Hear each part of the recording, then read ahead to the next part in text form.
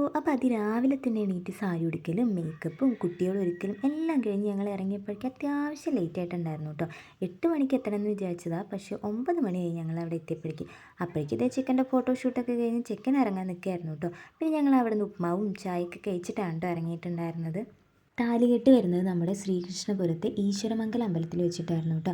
ഈ അമ്പലത്തിൻ്റെ പ്രത്യേകത എല്ലാവർക്കും അറിയായിരിക്കില്ലേ, കാരണം എല്ലാ അമ്പലത്തിലും നമുക്ക് പ്രസാദമായിട്ട് അവിലും മലരും പായസവും ഒക്കെയാണ് തരുന്നത്. പക്ഷേ ഈ അമ്പലത്തിൽ നമുക്ക് അപ്പാണ് കേട്ടോ, അത് അടിപൊളിയാണ്. ഇനി ഞങ്ങളുടെ കുറച്ച് പോസ്, ഞങ്ങളെല്ലാവരും സാരിയാണ് കേട്ടോ എടുത്തിട്ടുണ്ടായിരുന്നത്. കുട്ടികളെയും വെച്ച് സാരി ഭയങ്കര ബുദ്ധിമുട്ടായിരുന്നു, പക്ഷേ ഞങ്ങളുടെ പ്രസിഡൻ്റിൻ്റെ കല്യാണം ആയിപ്പോയില്ലേ.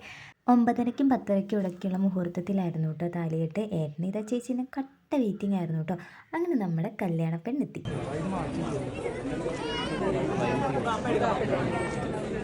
ഇപ്പോൾ ഇവരിവിടെ എന്താ പറഞ്ഞത് നമുക്ക് ഊഹിക്കാനേ, കാരണം 1ഉം 2ഉം അല്ലല്ലോ, 8 വർഷത്തെ കാത്തിരിപ്പല്ലേ ഈ പൂവണിയാൻ പോകുന്നത്.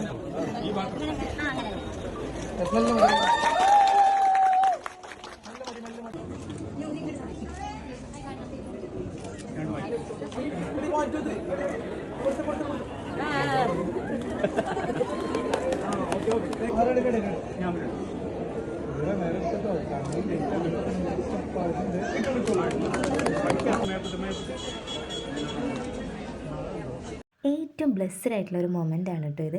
നമ്മുടെ കുട്ടികളെ അവരുടെ കയ്യിൽ ഏൽപ്പിച്ചു കൊടുക്കുമ്പോൾ ഏതൊരച്ഛൻ്റെ കണ്ണും നിറയും. ഈ അച്ഛനും കരഞ്ഞിട്ടുണ്ടായിരുന്നു, ഇനി അങ്ങോട്ട് പൊന്നുപോലെ നോക്കിക്കോണേ എന്നാണല്ലോ. അങ്ങനെ അവിടെ നിന്ന് കുറച്ച് ക്ലിക്സൊക്കെ എടുത്ത് ഞങ്ങൾ നേരെ സംഗീതശില്പ ഓഡിറ്റോറിയത്തിലേക്ക് പോയിട്ട്, ശ്രീകൃഷ്ണപുരത്താണ് കേട്ടോ നമ്മുടെ സംഗീതശില്പ ഓഡിറ്റോറിയം. പിന്നെ ബാക്കി ഫംഗ്ഷനൊക്കെ അവിടെയായിരുന്നു. നമുക്ക് ചെക്കൻ്റെയും പെണ്ണിൻ്റെയും ഒരു ഫംഗ്ഷനായിരുന്നു കേട്ടോ, വേറെ റിസപ്ഷനും കാര്യങ്ങളൊന്നും ഉണ്ടായിരുന്നില്ല. ആണ് എൻ്റെ ചേച്ചിക്കുട്ടി, എൻ്റെ ഒരേ ഒരു നാത്ത്. പിന്നെ ഞങ്ങൾ കുറച്ച് പിക്സൊക്കെ എടുത്ത് ഞങ്ങൾ നേരെ ഓഡിറ്റോറിയത്തിലേക്ക് പോയി കേട്ടോ. പിന്നെ ഇത് ആരതിയൊക്കെ കഴിഞ്ഞ് ചെക്കനെയും പെണ്ണിനെയും വരവേൽക്കുകയാണ് കേട്ടോ.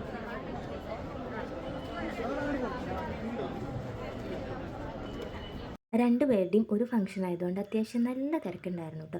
ഇനി ഒരു 3-4 മണിക്കൂർ നേരത്തേക്ക് ചെക്കനെയും പെണ്ണിനെയും പ്രതീക്ഷിക്കേ വേണ്ട, വിശ്രമമില്ലാതെ ഒരേ ഫോട്ടോ എടുക്കുക.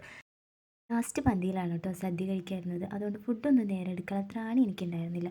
പിന്നെ ഫിദു ഒരേ വാശിയായിരുന്നു. അപ്പം ഞാൻ അച്ഛമ്മയുടെ കൂടെ വേഗം വീട്ടിലേക്ക് പോയി കേട്ടോ. പിന്നെ അതേ വീട്ടിലെത്തി കുറച്ച് നേരം കഴിഞ്ഞപ്പോഴേക്ക് ചെക്കനും പെണ്ണും എത്തി. അപ്പം അമ്മായി മേമ്മമാരും വിളക്കും ആരതി ഒഴിയാനൊക്കെ സെറ്റായിട്ടുണ്ടായിരുന്നു കേട്ടോ.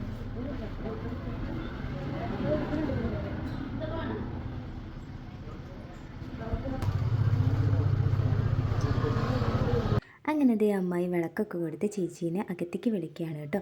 അങ്ങനെ നമ്മുടെ ഫാമിലിയിലേക്ക് ഇതാ പുതിയൊരു അതിഥി കൂടി വന്നിരിക്കുകയാണ്. എന്തായാലും 2 പേർക്കും നല്ലൊരു മാരീഡ് ലൈഫ് തന്നെ ഉണ്ടാവട്ടെ, 2 പേരും നല്ല സന്തോഷത്തോടു കൂടി തന്നെ ജീവിക്കട്ടെ. അങ്ങനെ അതേ 2 പേരും വലതുകാലൊക്കെ വെച്ച് അകത്തേക്ക് കയറുകയാണ്. അങ്ങനെ ആ ചടങ്ങ് നല്ല മംഗളമായിട്ട് നടന്നു കേട്ടോ.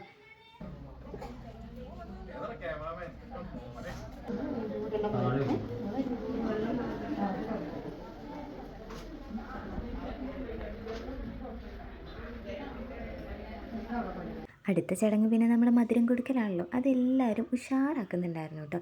അമ്മായിയും അച്ഛമ്മയും അമ്മയും മേമ്മമാരും എല്ലാവരും മധുരം കൊടുത്ത് അവരെ സ്വീകരിക്കുന്നുണ്ടായിരുന്നു. ഇതും ഇവിടെ ഇരുന്ന് പാപ്പൻ്റെ മീതെ കുറച്ച് അലങ്കൂല പണികൾ കൂടി ചെയ്ത് തീർക്കുകയാണ് കേട്ടോ. അങ്ങനെ അത് എല്ലാവരും കല്യാണ വീട്ടിൽ നിന്ന് ഇങ്ങനെ പിരിഞ്ഞുകൊണ്ടിരിക്കുകയായിരുന്നു. പിന്നെ ഗിഫ്റ്റ് കുറേ അവിടെ വന്നിട്ടുണ്ടല്ലോ, പിന്നെ അതൊക്കെ പൊട്ടിക്കാതെ ഇങ്ങനെ നമ്മൾ വീട്ടിൽ പോവുക. അപ്പോൾ അതൊക്കെ പൊട്ടിച്ചതിന് ശേഷമാണ് കേട്ടോ ഞങ്ങൾ പോയിട്ടുണ്ടായിരുന്നു. ഒരുപാട് ഗിഫ്റ്റുകൾ കിട്ടിയിട്ടുണ്ടായിരുന്നു. ഇത് പിന്നെ ഗിഫ്റ്റ് പേപ്പറിൽ സംതൃപ്തനായിരുന്നു, അതുകൊണ്ട് അവൻ്റെ ശല്യം ഉണ്ടായിരുന്നില്ല കേട്ടോ.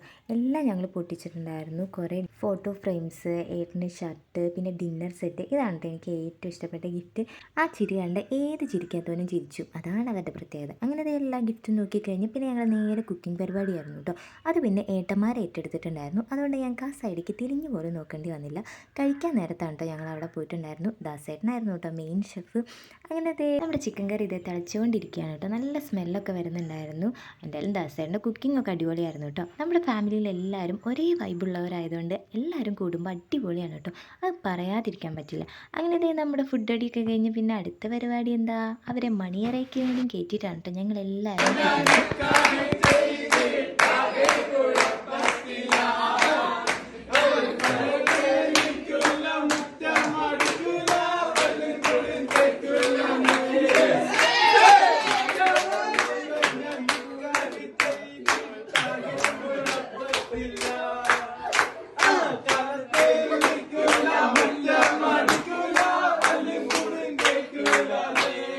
അപ്പോൾ അവർ ദേ ടാറ്റ ബൈ ബൈ പറഞ്ഞു. അപ്പോൾ നമ്മുടെ വെഡ്ഡിങ് വീഡിയോ ഞാൻ ഇവിടെ വൈൻഡപ്പ് ചെയ്യാണ് കേട്ടോ. Thank you.